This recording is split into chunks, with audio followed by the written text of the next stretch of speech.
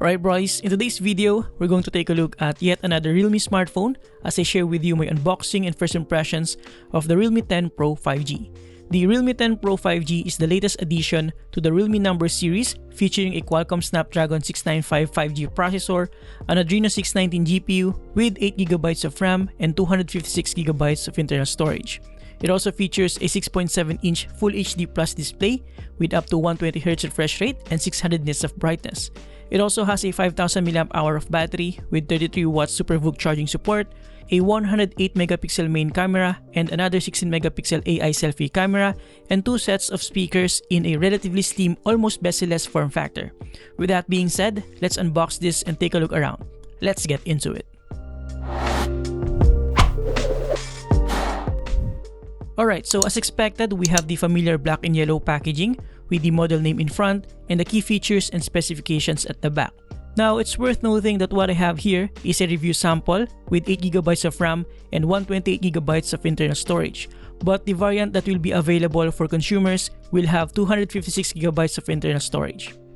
Alright, so upon opening the box, we have another small accessory box, the Realme 10 Pro 5G itself, the 33W SuperVOOC charger, and the USB Type-A to Type-C charging cable.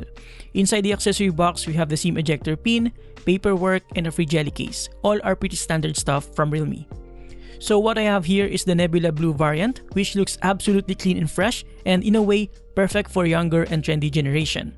Here in front, we have the 6.7-inch Full HD Plus display with up to 120Hz refresh rate, 240Hz touch sampling rate, and up to 680 nits of brightness. What I like the most about this one is the almost bezel-less display with noticeable thin bezels all around except for the rather thick bottom bezel. We also have here the 16MP AI selfie camera in a centered hole punch design. Now, unlike most modern smartphones nowadays that have a subtle earpiece, the earpiece on this one is fairly visible and also functions as a secondary speaker. Overall, although the display is not AMOLED, I like how it looks, especially with the super thin bezels.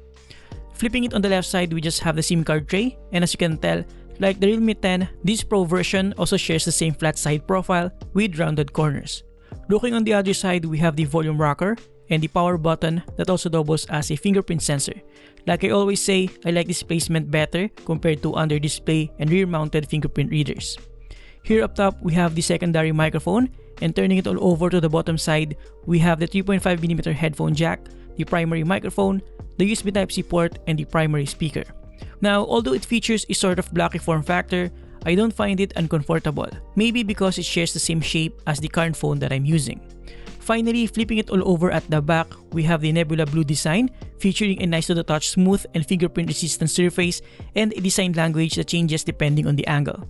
Of course, we have a subtle Realme logo right here and the main 108MP Pro Light camera.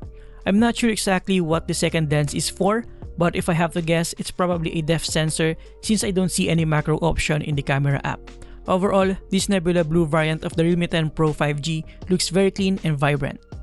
Moving on in terms of the user interface, we now have Realme UI 4.0 based on Android 13, and while it has a few pre-installed apps like Facebook, Lazada, Twitter, and others, they are easily uninstallable if you don't need them, and for the most part, the Realme UI 4.0 is still relatively lightweight and quite familiar.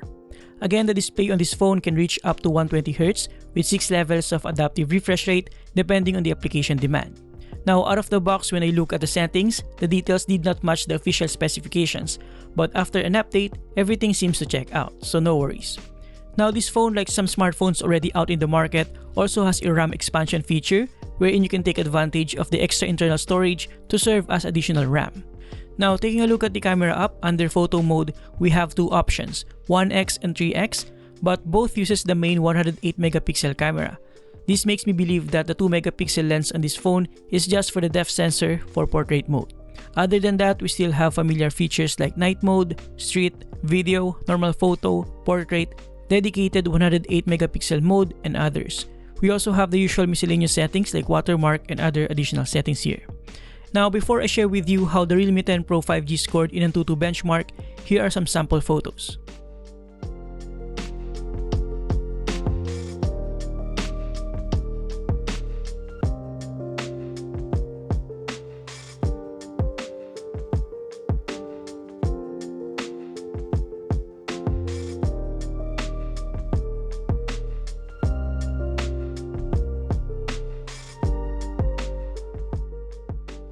In terms of initial performance testing, out of the box, the Realme 10 Pro 5G with a Snapdragon 695 5G chipset and 8GB of RAM scored a decent 416,623 in Antutu benchmark.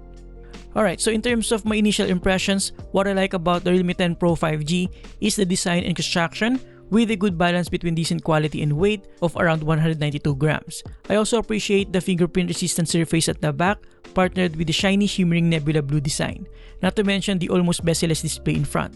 I also like the side-mounted fingerprint reader that works relatively quickly and accurately, and the dual stereo speakers that take advantage of the earpiece as a secondary speaker. Keyboard. Well, how many do you need?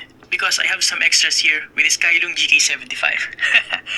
This thing has a whopping 4 customizable knobs and possibly more given the number of options on the PCB. And not only that, these encoders are actually hot swappable, making them versatile to cater to your personal preference. Other than that, it features a standard exploded 75% layout, a non-conventional gasket design.